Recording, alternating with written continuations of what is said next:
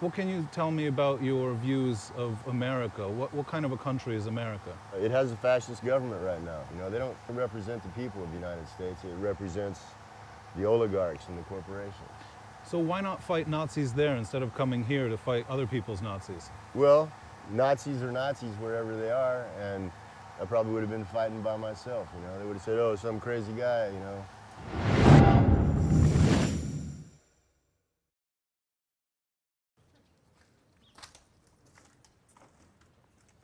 We're out near the airport in Donetsk, and we're about to meet a volunteer fighter from the Vostok Battalion, which is on the separatist pro-Russia side.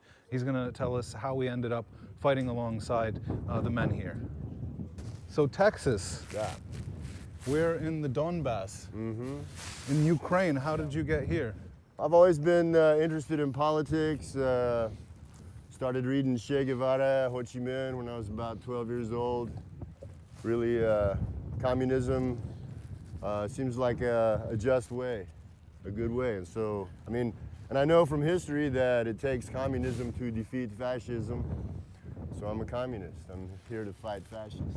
Did you think you'd ever end up serving in somebody else's military? When you open the American passport, it says you can lose your citizenship for fighting for another country's army. It says right there on the second page. Yeah, I'm not fighting for another country's army. I'm fighting for freedom and justice. I'm fighting against fascism. And the United States government is a fascist government these days. It is, it truly is. And so I fight fascism. And if the United States is fascism, then I fight the United States government.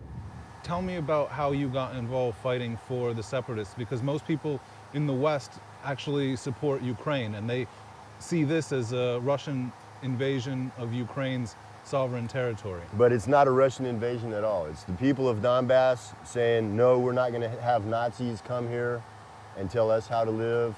I'm fighting against fascism. I'm fighting against the genuine Nazis in Kiev, the Nazis that say Heil Hitler, that love Bandera, who is a terrible war criminal. And those are the guys in the Ukrainian government right now. And the United States government put them in power, and they're criminals. They're psychopaths.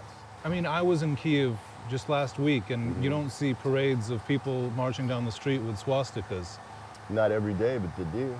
I mean, they do. I've been to a military parade as well in Kiev, and I didn't see any Nazi paraphernalia at all. Well, that's because the U.S. PR company that Poroshenko has hired has told me, keep the swastikas out. It looks bad on American TV. But they're there, man, and you know that they're there. Well, I've seen a couple of individual soldiers from the volunteer battalions sporting actual, you know, Nazi sort of symbols. I've seen one guy wearing a swastika.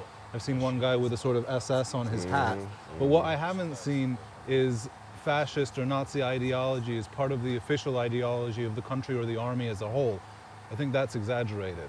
There are individual skinheads, but this uprising in the East, it's primarily a Russian nationalist uprising. So it would seem the opposite of communist ideology. The declared goals aren't leftist, they're not communist. If anything, they're more right-wing. So how does that sit with your ideology?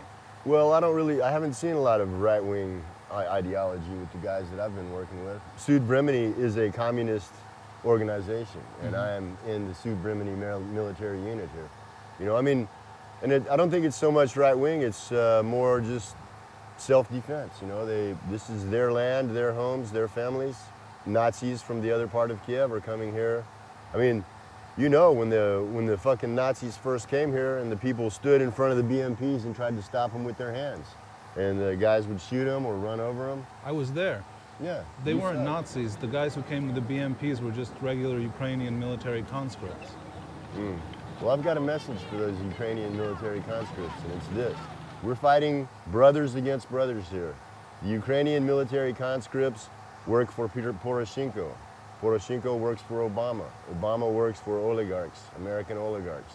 So you're fighting for American oligarchs. What we need to do is Ukrainian army, join Donbass army, go to Kiev, clean out the Nazis. А с чем боретесь здесь, конкретно в Донбассе? С укропами. Ну, как бы со всеми украинцами или какими-то конкретными? Ну, Тут нет времени разглядывать, какой он там хороший, плохой. Они в меня стреляют, я в них. Все просто. Мы вот с Техасом РПГ, первый, второй номер. Так что пока мы здесь, на передовой, ни один танк не проскочит. А как служится с американцем? Ну, это очень, как сказать, если со стороны войны сказать, то это очень человек отважный. Так. Я вот учусь у него там ставить мины, там растяжки, он мне всему учит. Ну, и я его тоже там, что знаю, ему рассказываю. Ага. Вот такая взаимопомощь. А откуда вы знаете, что он не американский шпион? Да по нему видно.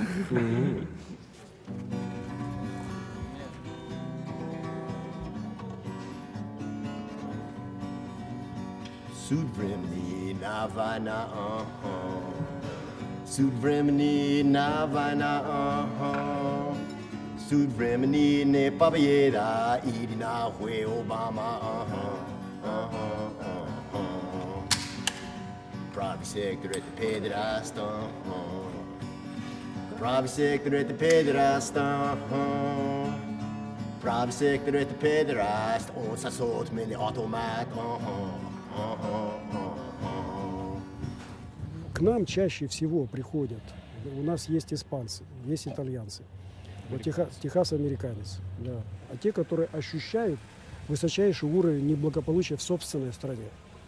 Они там себя чувствуют некомфортно, когда они видят то, что происходит, когда они видят, как там опускаются люди. Они понимают, но не всегда они это могут объяснить, что эта война, она идет и в их стране тоже. Мы считаем, что то, что сейчас происходит, это фактически идет какая-то перекройка мирового порядка. То есть мы считаем, что идет столкновение двух проектов.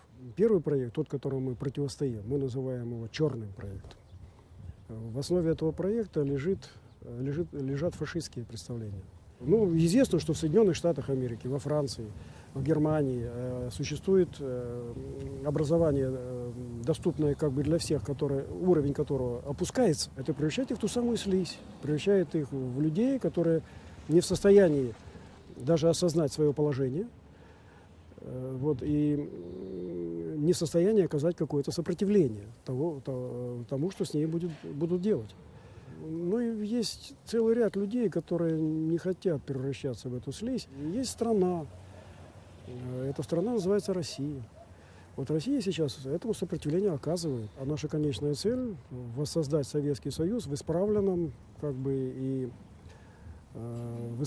лучшем варианте. Мы называем это СССР 2.0. What can you tell me about your views of America? What kind of a country is America? It's a beautiful, beautiful place. I love it very much. It has a fascist government right now. I was born in 1960. Things were nice back then, but since maybe 1980, it's been downhill, you know. The government in the United States is a criminal government. It doesn't represent the people of the United States. It represents the oligarchs and the corporations.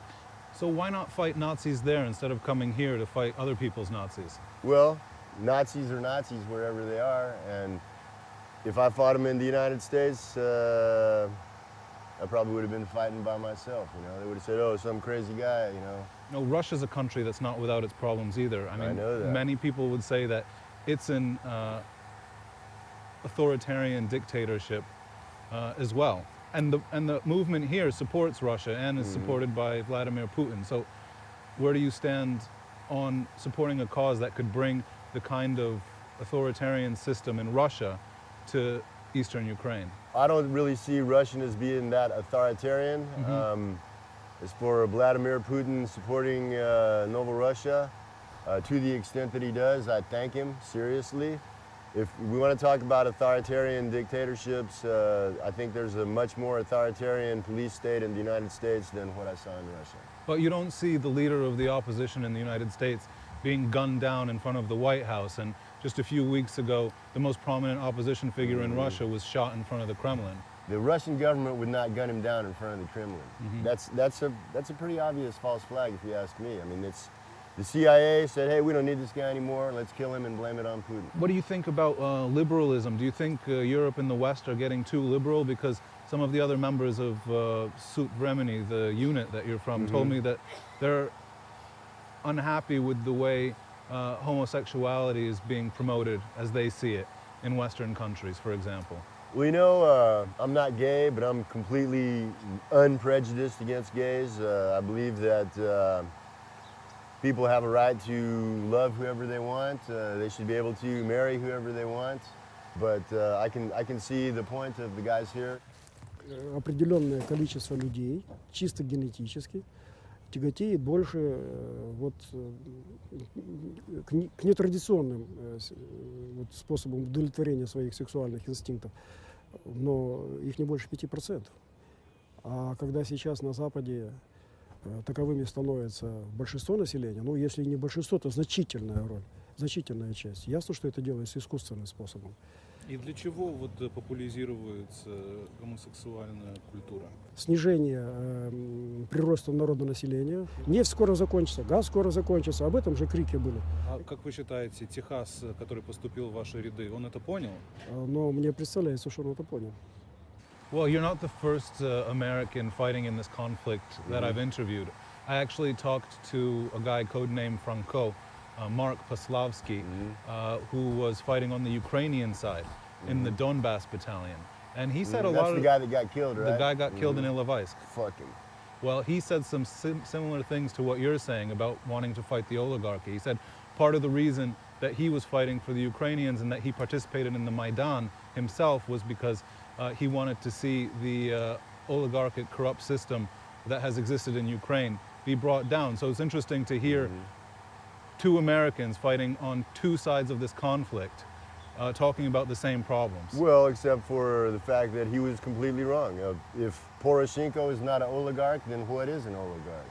He's a fat, rich dude that made his money robbing public stuff from the Ukrainian people. He takes his orders from the United States. He's a traitor to Ukraine. He doesn't even represent the Ukrainian people. He represents what Barack Obama tells him to represent, and Obama represents the oligarchs and corporations in the United States. So, you know, tough shit for Mark getting killed. He should have stayed home. You got to make sure that you know who you're fighting for. You know, he was fighting on the wrong side, and he picked a fight with some badass dudes that put his ass in the ground. And that's what we'll do to all the Nazis that come to Donbass. We'll put them in the ground. We'll take their guns and bury their bones. Do you ever see yourself going back to the United States? No, I can't go back to the United States because I would probably land and U.S. Marshals put the chains on me and take me straight to prison. You know, they'd say I was a terrorist. You know, I'm not a terrorist. I'm just defending good people here. I'm defending myself. I only shoot guys that are trying to shoot me. After we liberate Ukraine, maybe we'll liberate Europe and then we'll head west from there. So you want to come to the U.S. on the back of an armored vehicle? Yeah. They got some problems there that need straightening out.